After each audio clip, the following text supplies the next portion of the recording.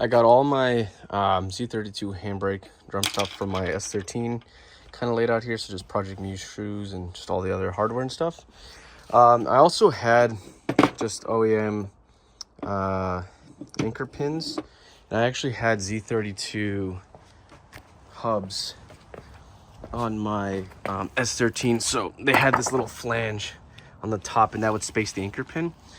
PBM, I can link that below. If you're using like S14 hubs, you don't have this top flange, so you would have to get a spacer actually to space the anchor pin.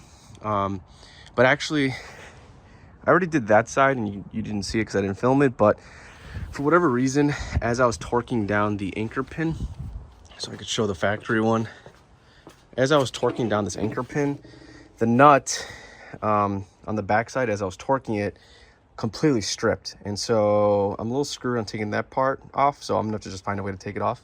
So Z1 Motorsports actually makes an anchor pin that is meant for doing this swap on S chassis, and there is a difference between like a twin turbo model and a non-turbo Z32 that has actually different thickness flanges on these anchor pins. So I believe the non-turbo, or I don't know, one of them doesn't have this thickness, so you need this thickness, but that's long discontinued. So Z1 Motorsports, I think, sort of recently started remaking these, so when we do this swap for S chassis, you don't need the spacers or anything like that. So since the other one's stripped, I had to kind of just fork over the money and buy these. They're a little expensive, but at least they're nice pieces.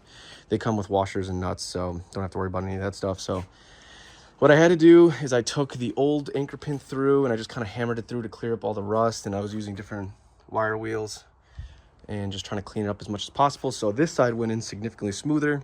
So I'm going to finish up this side, and then I'm going to find a way to take apart the other side and reinstall the Z1 Motorsports anchor pin. But yeah, biggest pain in the ass about this whole swap, I would say, is getting this anchor pin into your knuckle.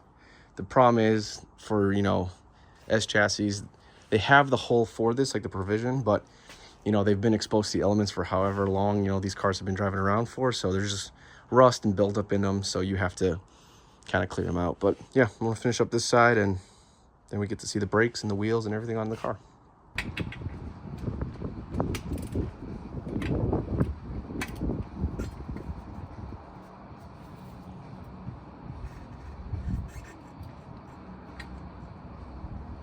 So got this side on.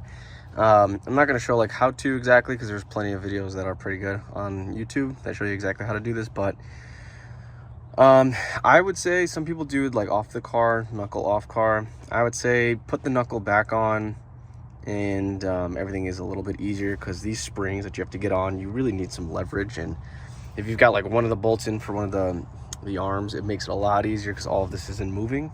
So now that's all on, I can throw the hub on, torque it down, and then throw the brakes, change the line, and then this side I'll do all the arms and the coilover, and then it should be done on this side.